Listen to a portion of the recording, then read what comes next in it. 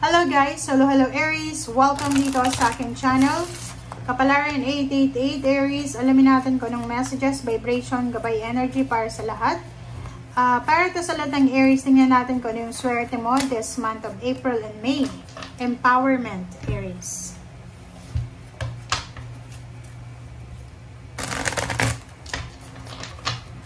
Okay. Empowerment, movement, choices, and decision. Number 2. Aries, kung makikita mo dito, yung number 2 na to is all about movement, choices, and decision.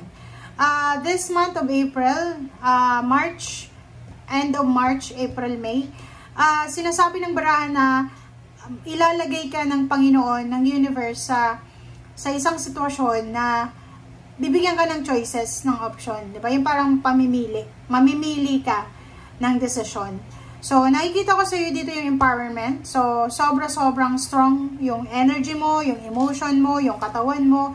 And nakikita ko sa iyo dito na sobra kang excited. Sobrang confident ka sa mga choices and decision na to na gagawin mo.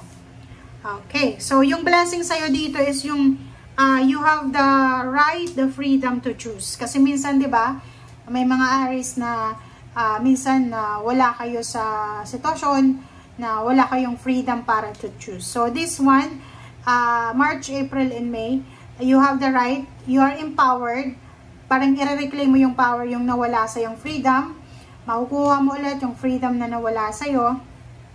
Maraming choices and option ka na pagpipilian. Okay.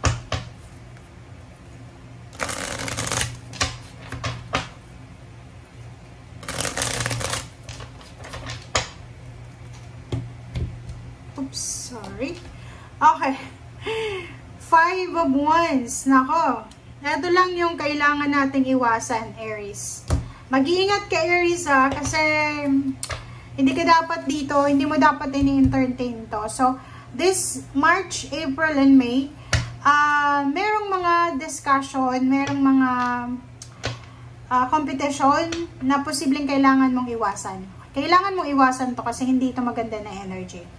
Okay? Okay.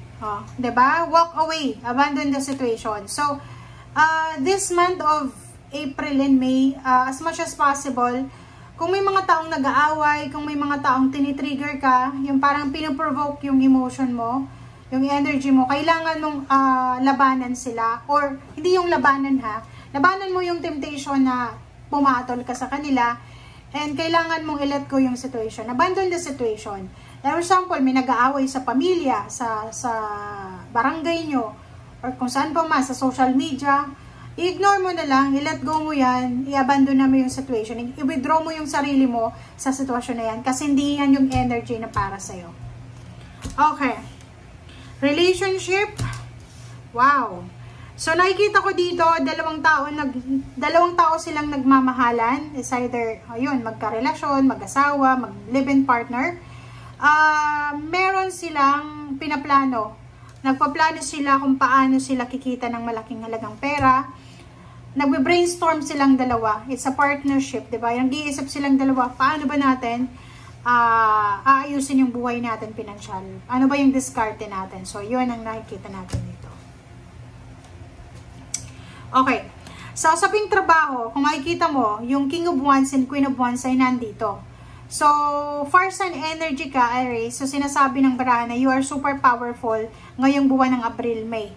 So, ibig sabihin, sa loob ng trabaho, back to back. So, maraming mga offers, financial offers. So, pwedeng i-offer sa yung universe na hindi mo masyadong pinapansin dati na posibleng illuminate niya ngayon yan I-illuminate niya. So, parang yun yung bibigyan niya ng linaw, ng focus sa ngayon. So, nakikita natin yung iba na sobra kayong magpo-focus sa trabaho nyo. Yung iba naman sa inyo is sobrang busy sa trabaho. Yung iba naman is relax lang sa trabaho nila. Okay. So, doon naman sa trabaho, doon naman sa mga Aries na siguro masyado kayong nakafocus sa trabaho nyo, wala na kayong ginawa kundi magtrabaho, kailangan nyo ng pahinga, kailangan nyo ng konting pasensya, kailangan nyo magpahinga, kailangan yung balansehin yung inyong buhay. Kasi parang nakikita natin, yung iba masyadong nakafocus na sa trabaho, wala nang oras sa relationship, wala nang oras sa ibang bagay. Nakikita ko sa'yo dito, kung ano man itong partnership na meron ka sa ngayon, lalo na dito like for example, collaboration with someone, business collaboration, dito sinasabi ng barahan na sobrang healthy ito na relationship. So, nakikita natin dito yung fresh relationship na pwedeng dumating sa'yo. So, maraming tao yung pwedeng papasok sa buhay mo na sila ay makakatulong sa'yo para mabago yung takbo ng financial mo. So, yung financial mo dito, sinasabi na magiging sobrang fresh yung output mo, yung outlook mo sa buhay, magiging fresh yung ideas dito. So, marami kang sisimulan, marami kang gagawin, marami kang anong bang masasabi natin dito? Maraming mangyayari dito na pwedeng magdala sa'yo ng new beginnings. Okay? The Empress to Yung Empress card will give you all the freedom, all the new beginnings. Parang new life siya.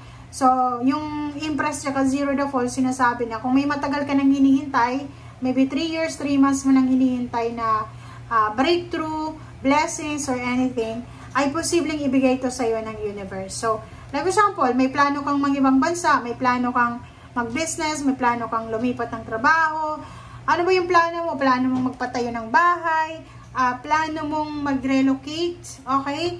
So, nakikita ko sa'yo dito, nandito yung Wheel of Fortune na this month of April and May, bibigyan ka ng pagkakataon ng universe na, di ba, makaalis sa sitwasyon na alam mo na hindi maganda para sa'yo. Bibigyan ka niya ng choices. Choices, option, decision, movement, and yun na. Okay? Ingat lang tayo doon sa mga tao sa paligid natin na hindi natin pwedeng pagkatiwalaan. Kasi nakikita ko sa'yo dito, napapaligiran ka rin ng mga taong may galit sa'yo o yung mga taong ito na hindi sila masaya sa success na nakukuha mo. So, mag-iingat ka. Usaping relationship, nakikita ko sa'yo na yun, sabi ko nga sa'yo kanina dito, may magkarelasyon dito na ang dami nilang plano para sa isa't isa, 'di ba? Financial plans to And sinasabi ng bara sa'yo dito na ang lahat ng plano na to together ay succeed ito kung pareho yung mindset nyo. Kasi 'di ba, may mga taong nagpa-plan like mag-asawa. Nagplano sila pareho, like pupunta tayo sa ibang bansa. Or ikaw, yung lalaki, sasabihan yung babae, ako lang muna. Tapos, pagdating sa ibang bansa, naligaw, natukso, yung plano nilang mag-asawa na nawala na. So, dito sinasabi na, kung yung planong ginagawa nyong dalawa is talagang solid yung foundation yan, yan ang magdadala sa'yo ng empowerment. Yung planong yan, isang napakaliit na plano, yan ay magdadala sa'yo ng napakalaking swerte. Okay? Thank you guys for watching and see you again. Bye!